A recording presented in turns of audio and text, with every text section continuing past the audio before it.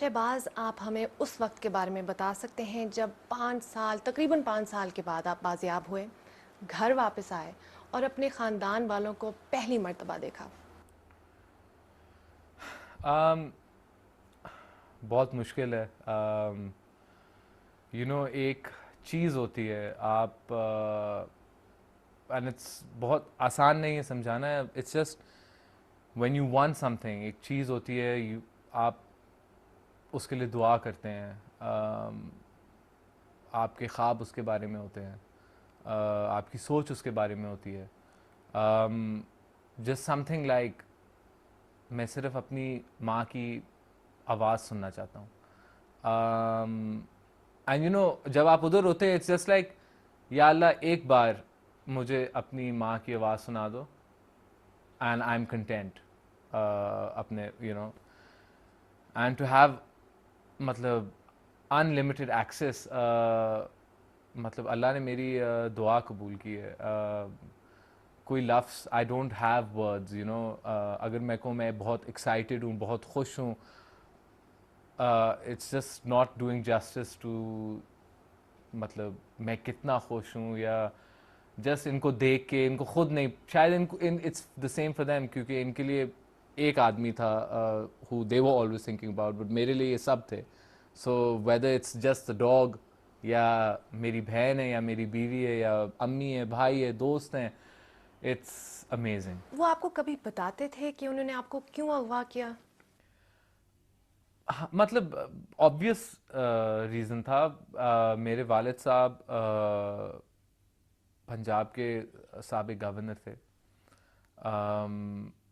I think जिन जो जैसे उनकी बहुत एक हाई प्रोफाइल असैसिनेशन थी, आई थिंक ग्लोबली, सिर्फ पाकिस्तान में तो सबको पता था, रीजन में भी I think regional it was like a huge news. मगर ग्लोबली लोग इसके बारे में बहुत बात कर रहे थे। एंड टू बी ऑनेस्ट, जो मेरी आंख में सच है वो ये है कि एक साइलेंस था मेरे वालिद साहब की असैसिनेशन के बाद। majority of Pakistan was silenced. This is the truth. लोग ये बोलते भी नहीं है और मानते भी नहीं है। फॉर एग्ज़ाम्पल मैं भी चुप था। मैंने आई थिंक शायद बीबीसी उर्दू को एक छोटा सा इंटरव्यू दिया था, क्योंकि मुझे अपने लिए डर नहीं था, अपनी फैमिली के लिए डर था जो बहुत ओपन थे। उनको they were very upset and frustrated and angry with I think what was going on उस वक्त, जो सूरत हाल थी। एंड एक साइलेंस था क्योंकि लोग डरे हुए थे। एंड ये लोग समझते थे इस ख़ानदान को टारगेट करना बहुत आसान था, और हमको टारगेट किया गया उस वक्त, उसके बाद और अभी तक, and I think in the future is well. क्योंकि हम हमेशा I think as a family, it's ये बहुत मुश्किल है, बट ऑल द इंडिविजुअल्स, जो हर एक इंसान है मेरे ख़ानदान में, जब मैं उनको देखता हूं तो मुझे इस बात का यकीन होता है कि ये लोग कभी भी, ये हो नहीं सकता कि ये सच ना बोलें या सच के लिए खड़े ना हों in what ever way they think is best. ज़रूरी नहीं है कि वो जैसे फॉर एग्जाम्पल जैसे आप समझेंगी ऐसे करना चाहिए, मगर जैसे भी है they will stand up. And मुझे लगता है whenever you stand up for something जो सच है, यू हैव टू सैक्रिफाइस। इसके लिए सैक्रिफाइस होता है। And that's why we were targeted, and that's the absolute truth. That's why we were and probably will be targeted. क्या आपके अगवाकारों में से हर एक का आपके साथ रवैया मुख्तलिफ था या एक जैसा ही रहा? I mean, सबसे पहली बात थी कि एक रिलेशनशिप तो पहली इस्टेब्लिश की गई थी, और वो मैंने नहीं की थी, कि मैं एक बंदी हूँ और वो उन्होंने मुझे अगवा किया। दूसरी बात ये भी सिंपल था, वो मुझे काफिर कहते थे। चाहे मैं 5 वक्त नमाज पढ़ता हूँ, कुरान भी पढ़ता हूँ, उनसे बेहतर उसको समझता भी हूँ और उनको समझाता भी हूँ, मगर उनकी आंख में मैं काफिर हूँ, क्योंकि किसी तरह मैं इस इस्टेब्लिशमेंट का हिस्सा हूँ। इवन दो आई गेस मेरे वालिद साहब की वफ़ात के बाद मेरा इस्टेब्लिशमेंट से कोई ताल्लुक़ नहीं है। मैं किसी पार्टी का मेंबर नहीं हूँ as such, I have nothing to do with the government, मगर इनकी आंख में मैं काफिर हूँ। एंड तो मतलब ये हमारी रिलेशनशिप है, take it as it is. बेहतर नहीं हो सकती।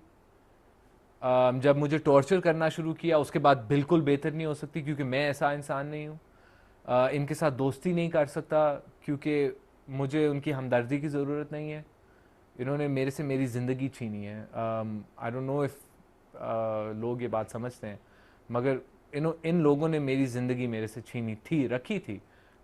मुझे उस हर चीज़ से दूर रख रहे थे जिससे मुझे प्यार है। इसलिए ये नामुमकिन था कि हम किसी लेवल पे कनेक्ट कर सकें, स्पेशली जब टॉर्चर करना शुरू किया। उसके बाद इट वाज मैं I mean the best I can say is I would give it as you know, जितना जितना वो मुझे गालियां देते थे या जो भी करते थे, मैं भी अच्छा जवाब देता था। There was no relationship, it was just a conflict of ideas from the beginning. क्या आपको कभी ऐसा भी महसूस हुआ कि हमेशा ही कैद में रहेंगे? देखें, ये एक बहुत नाउम्मीद सिचुएशन थी। हर तरफ अंधेरा था, और मैं बिल्कुल अकेला था। And I think solitary confinement एक ऐसी चीज़ है, मैं एक आम इंसान हूँ,